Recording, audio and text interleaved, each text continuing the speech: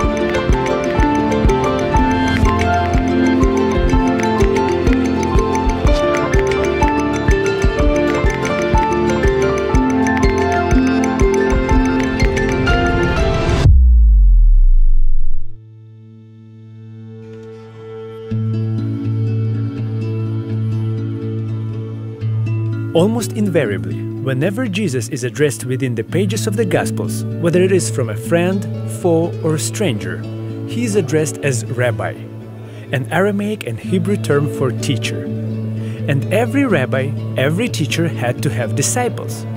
So to those who followed him, that's who Jesus was. First and foremost, a rabbi. The Gospels contain these really strange accounts of Jesus' first encounters with his disciples. For a while, I couldn't figure them out. There are a few of them, but they all roughly go like this. Jesus approaches people who are just going about their lives, doing their jobs, and he'll give them two simple words: follow me. And instantly they literally drop everything and just follow him. It's kind of strange and maybe comes across as a bit inauthentic. I mean, why would anyone leave their livelihood behind in an instant to follow this guy? In Jesus' time and place, it would have been very unusual for a rabbi to seek out his own disciples. You see, in a culture where church and state were fused, in which religious and civic life were one, the greatest thing a young man could aspire to become was a rabbi. And you could only do that by seeking out a rabbi to be his disciple. Unlike today, rabbis in Jesus' time would also have a separate trade. They would usually work a regular job by day and then teach in the evenings. So rather than simply being its own job, the title of rabbi was something any man would aspire to attain. In fact, most young men memorized huge portions of the Torah by the age of 13. Then only the best and the brightest would move on to become disciples of a rabbi. It was an extremely difficult process, and those who couldn't cut it would have to settle for a life of working an everyday job and nothing more. So when we look at Jesus' disciples, these would have been young men who would not have made the cut, who were not the best and brightest of their peers. Instead, they had to move on with their lives and take on other jobs. With that in mind, it makes sense that these rejected young men would so immediately respond to this unbelievable second chance of a rabbi actually seeking them out and inviting them to follow him. Even more, Jesus called all of his disciples in Galilee, an extremely culturally and ethnically diverse place. This group he was forming was composed of people of many different, even opposing political beliefs, backgrounds, and social standings. One that would lead anyone to question how they could all possibly coexist.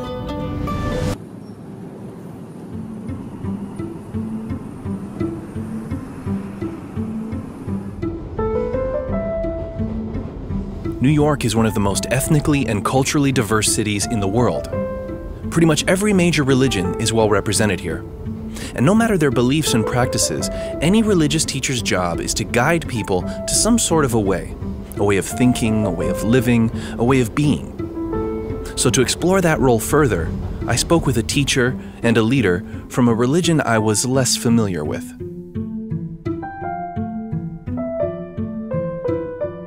This is the Jamaica Muslim Center in Queens, New York. It's the largest Islamic center in the city. I sat down to speak with their imam and director, Shamsi Ali, and I guess you could call it the prayer room. Normally we call it musalla. Musalla means the place where people are praying. It's used for services as well as individual prayer, so it's always busy. The room is constantly filled with humans. We covered a lot of topics, but we started with the basic tenets of his religion, such as the 5 pillars of Islam. Number 1 is to testify that there is no God worthy to be worshipped but God, and believe in Muhammad, and also praying 5 times daily, fasting in Ramadan, giving charity, and the last one is pilgrimage to Mecca. We discussed the Quran. The prime source of Islam. If you want to know Islam, then you have to know the Quran. He detailed the 2 main denominations of Islam. But in Islam, there are 2 big sects, Sunni and Shia. And as we transition to what his religion means to him personally, he talked about it serving as a guide. You know, for me, Islam means a guidance to live my life in dignity and in respect. And I meant respect here in my relation with God and my relation with other people around me. Islam guides us how to live our life in terms of connecting ourselves to God. For Imam Ali, Islam is a guide. It highlights the way. But when he first immigrated to this country by moving to New York, he suddenly found himself in an environment of many different people with many different ways of life and belief systems. The moment I landed here in this country, it opens my mind that I'm not living in one single community anymore. And I consider American as my community, be it Muslims, Jews, or Christians. So from that moment, I built interfaith dialogue. And so I'm well known as an imam who is an interfaith imam. You know, so I'm leading Muslims here, but you can find me in the churches, in the synagogues, and different places. So he sought ways to build bridges with people of different religions. And one commonality Islam has with Judaism and Christianity is their prophets, a title that in Islam includes more than just the Prophet Muhammad. In fact, in Islam, there are 5 mighty prophets, the most important prophets. Number 1 is Abraham, Noah, and then Moses. And certainly this is the point of difference between us and Christians. Jesus is one of the mighty prophets in our teaching, and the last one is Prophet Muhammad. And interestingly, Imam Ali highlights that in Islam, these prophets actually play the role of teacher. That we consider as our teachers, as our guide in our life. Even more, all of these teachers are equally important. I cannot be a Muslim unless I do believe in Jesus or Moses or other prophets of God, equally to Muhammad. And when I asked him about Jesus' role specifically in Islam, he painted a picture I wasn't really expecting, one of Jesus as their moral compass. Jesus in Islam is very important. He's our role model, of course. And as an imam who has dedicated himself to building bridges, he sees this as a key component of Jesus the teacher, someone who provided a way for people no one else was interested in. And I have to admit that I was surprised to hear this Muslim imam say that Jesus and his teachings are what we need most in our time today. A time where compassion should be there, love should be there. It's about caring for others. It's about caring for the weak and the marginalized. I think we are living in a time where the richer are becoming even more richer and the poor are becoming more manipulated. We see that, this phenomenon. If Jesus is living today, he will fight for the right of those who are marginalized. So I think Jesus is a role model for us, and we need him even more. In the time where people are losing compassion, losing their heart and human sense. Those on the fringes, who society has abandoned. Those who just need to find a way. That's who Jesus reached out to.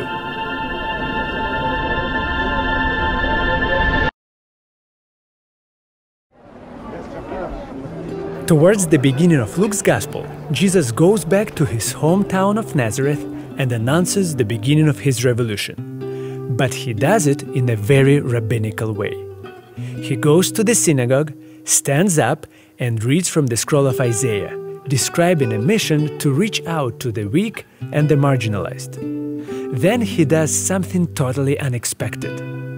He claims that this scripture has just been fulfilled in their hearing.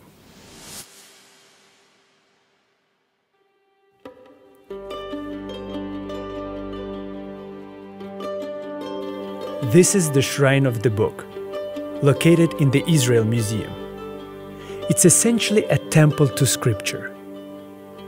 This scroll is a scroll of Isaiah, the same book that Jesus would have read from in the synagogue. To announce his revolution, Jesus the Rabbi didn't use his own words, but these words, to emphasize that he was given a timeless message, one given by prophets before him, but it had been forgotten. They had lost it. When Jesus did use his own words, it was to say that his mission was not just to bring that message back, but to fulfill it. In saying that, Jesus the Rabbi made a revolutionary claim that Scripture was more than just words, that one day those words would become real. That time was now. To see the message come to life, look at him. A religious teacher's job is to guide people to the way. A way of thinking, a way of living, sacred scriptures. But for the gospel writers, Jesus was a very different kind of teacher. He was the ultimate rabbi. He was the way itself.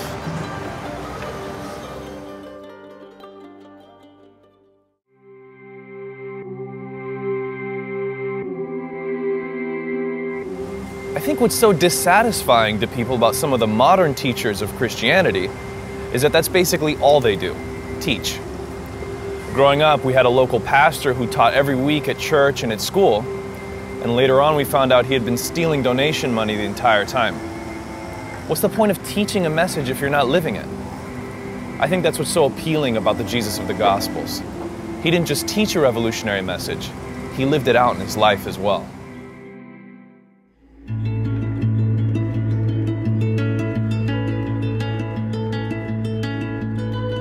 When Matthew begins laying out Jesus' revolutionary manifesto, the Sermon on the Mount, he highlights an interesting detail.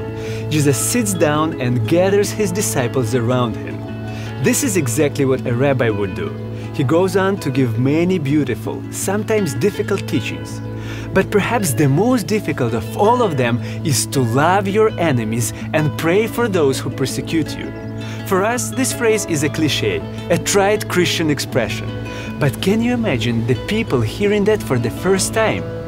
Keep in mind, we have no historical record of anyone saying this before Jesus. How could you possibly love your enemy, and why would you even want to? What Matthew highlights next is simply amazing. As these questions are still ringing in his disciples' heads, Jesus descends from the mountain, and one of the first things that happens is he encounters a Roman centurion, the literal embodiment of Jewish oppression. He was the enemy. He and his kind were responsible for thousands upon thousands of Jewish deaths. This centurion then asked Jesus to heal his servant, whom he loved. Just try to imagine that. That would be like a Nazi approaching Jewish doctor asking him to heal one of his own. How could you possibly grant that request? To everyone's shock and amazement, this Jewish rabbi immediately heals the centurion's servant. Jesus was a rabbi who did not just teach, he lived what he taught. And his disciples were witnesses to all of it. This is how they began to understand the meaning of his teachings.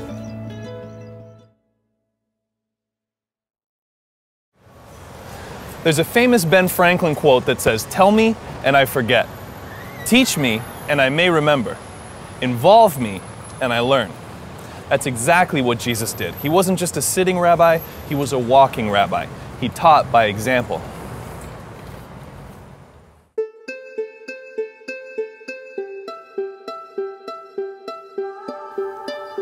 Back when I spoke with Coach RJ and Coach Amir of the City Basketball, we talked a lot about the learning process, particularly as coaches, the importance of involving your players. You see, in basketball, you're not asked to memorize huge amounts of material, you're not lectured to, you're involved, you're engaged physically. And according to Coach RJ, kids learn better that way.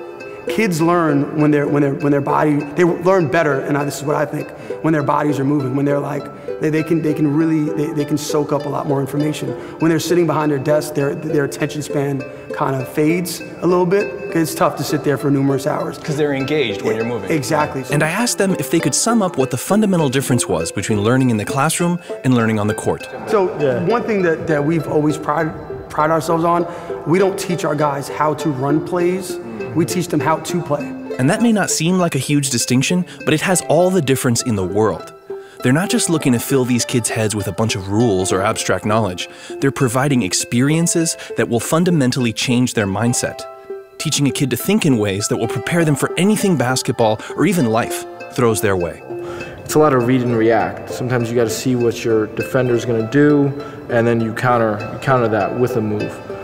And in life, sometimes things don't always go your way. So you need to sort of analyze the situation, and you need to sort of move past that as well. So it's a good sort of cornerstone for understanding, how life works as well. And that all sounds great, but if you're wondering how you take a dozen or so kids from different neighborhoods with competing personalities and somehow get them all to buy into this new mindset, to work together, well, it's a challenge. Absolutely. It's beyond a challenge. Dealing with teenage players, and especially if they're good players and they're being recruited, everyone's telling them how good they are. But a coach's job is to take the players' focus away from that and onto the team. Honestly, it starts at practice. You have to, before you get on that road, you have to build that chemistry. Unfortunately, even if you do build that chemistry, it's tough when you see the same coach you saw on television a month ago sitting courtside watching you play. So your brain kind of stops working for a little bit. So we often, especially with our younger groups, once we get on the road and they're playing in front of college coaches, it happens every single time. Guys make selfish plays, it's all about them, they have attitudes. And it's in these moments where RJ and Amir remind a player that if he's going to achieve his goals, he can't do it without the person next to him. And what we do is, we tell them like, hey, if you want to get a scholarship, you're not going to get a scholarship unless he's with you, because basketball is not an individual sport. And that's not always the easiest mindset to get kids to buy into, but once you have it, it makes all the difference. When you have that buy-in and everyone's together like a family, and to be honest, that's the type of atmosphere we try to create, a family atmosphere. So when we have that, we're very successful. And if you're trying to set an example for kids to come together and form a family, you can't manufacture that, you can't fake it. You have to put yourself out there and be real with them. And just be as genuine as possible. And I think kids, they feed off that. They really do. They don't, you could be the greatest coach in the world, you can be the greatest guy in the world, but if they don't relate to you, it doesn't matter. And they accomplish that the only way you can, by spending time with their players off the court, particularly when they travel for tournaments, which is a great opportunity to show kids a world beyond basketball. The truth is, and guys don't know this about New York City guys, New York City kids, if you're from Brooklyn, there's no world beyond Brooklyn. Yep. This is all you know. Sometimes not even your neighborhood, like a 10-block radius. Exactly, Right. This is all you know. You're not leaving, you're not going past 10 blocks for until you're 18. A lot of these guys, they've never boarded a plane until they come to our program. They're like, it's funny to see their faces and how nervous they are. But it's cool, it makes me feel good. I'm like, wow, like we're showing them. You're expanding their horizons. Exactly, right. It's a big world out here. And this country has a lot to offer. Coach RJ and Coach Amir use basketball to try to give everything they can to these kids, to bind them together into something special, because they've experienced how basketball has done that for them. Basketball has helped me develop friendships that'll last forever, really. From this guy right here, I coach with him, he's been my best friend, but it all started with basketball. At the City Basketball, Coach RJ and Coach Amir do more than just teach their players. They use basketball to involve their kids in something bigger than themselves and form bonds that bring them together. They show them a little bit of the world, and more importantly, they work to instill a mindset in them that prepares them for when they go out into the world on their own. That's what winning is to them, more than anything that happens on the court. honestly, it's not about winning. It's really about doing the right thing. It's about respecting the game, respecting each other, respecting ourselves, and really doing the right thing. It's about character. I think it really comes down to character and building character. And that's how we measure our success. You know, how many kids are responding to us and doing the right thing. It's a challenge, but that's how we measure success. I don't know if I answered your question. Right. You perfectly answered my question. Great. Yeah.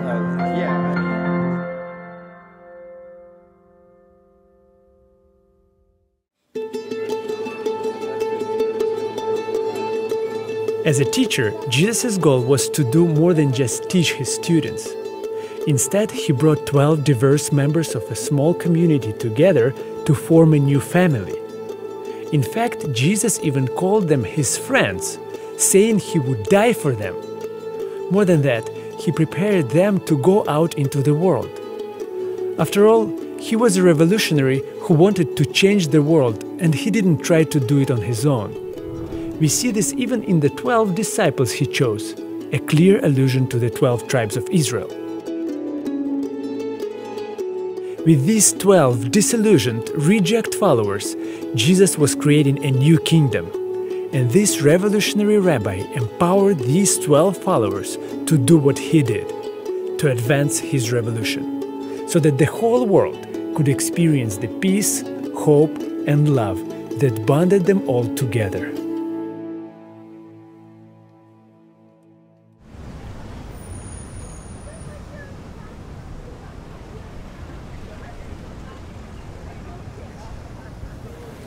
When you look at the prominent figures in Christianity, both past and present, it's impossible not to notice that they're predominantly male. The Gospels seemingly present a similar picture. Jesus accepted these 12 disciples, yes, but they're all Jewish males. What about women? What about anyone else that doesn't fit that mold? Is there a place for them at the feet of this rabbi? There is an interesting story that we find in the Gospel of Luke, in which Jesus and his disciples visit the house of two women, Mary and Martha. The story goes like this. Martha welcomes Jesus into their house and begins to cook for him.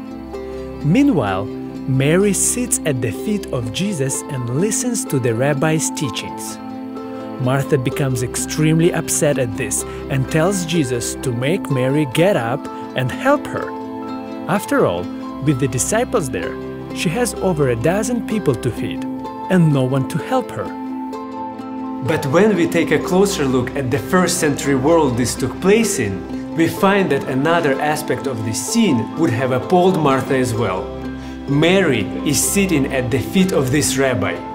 You see, in that time and place, a common phrase used to indicate that you were a disciple of a certain rabbi was to say that you sat at their feet.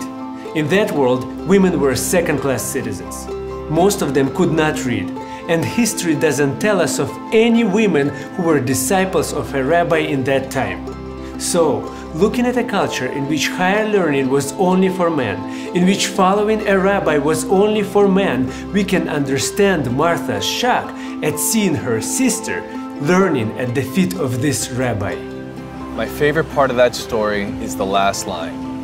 Mary has chosen the better part, which will not be taken away from her. In a world in which various people and institutions, some of them religious, try to label us, limit us, tell us who's in and who's out, the words of this rabbi speak just as powerfully now as when he first said them. Anyone is free to choose to follow him, learn from him, be empowered by him, and no one can take that away from you.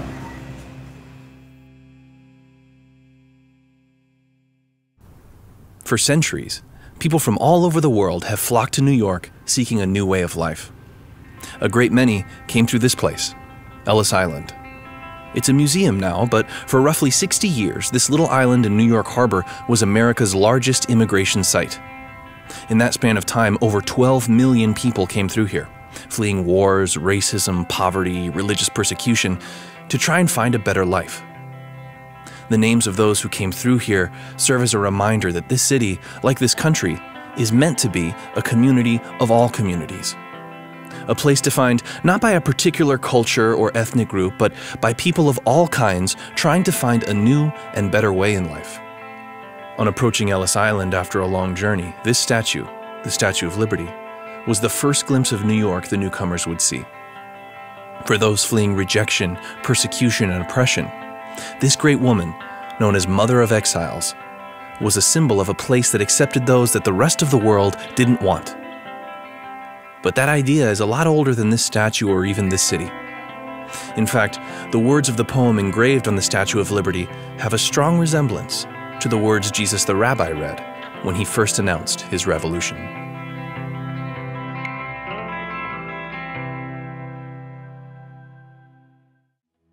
After Jesus finished his reading at the synagogue, he went on to shatter his audience's notions of religious and social exclusivity, highlighting how God had showed favor and compassion on a Gentile woman and a Gentile man.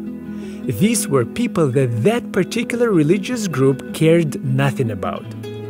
This was an essential part of this rabbi's teaching. God cares about outsiders.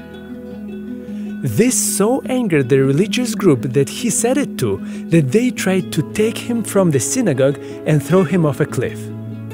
Jesus the Rabbi placed a revolutionary emphasis on accepting people that those around him deemed unacceptable.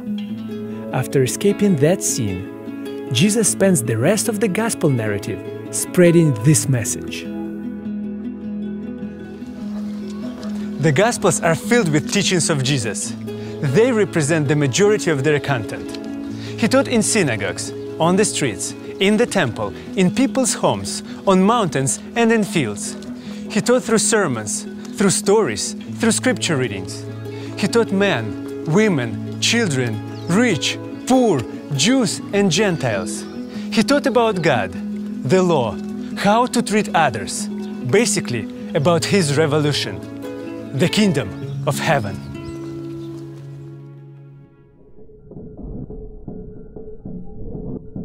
The diversity of the people Jesus taught and accepted was immense.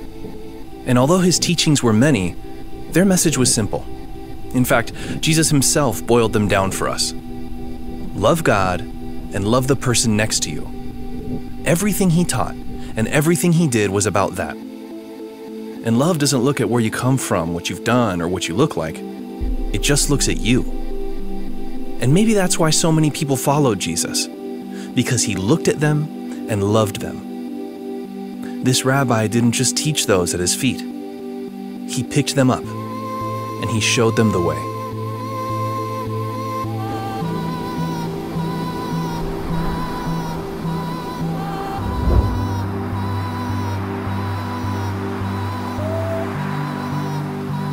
The Gospels present a fascinating picture of this rabbi. They say, here he is, look at his teachings, look at how he lived, look at how radically he accepted and loved people. He invited the world to follow him, leaving those who encountered him with the question, is this a rabbi I'd like to follow?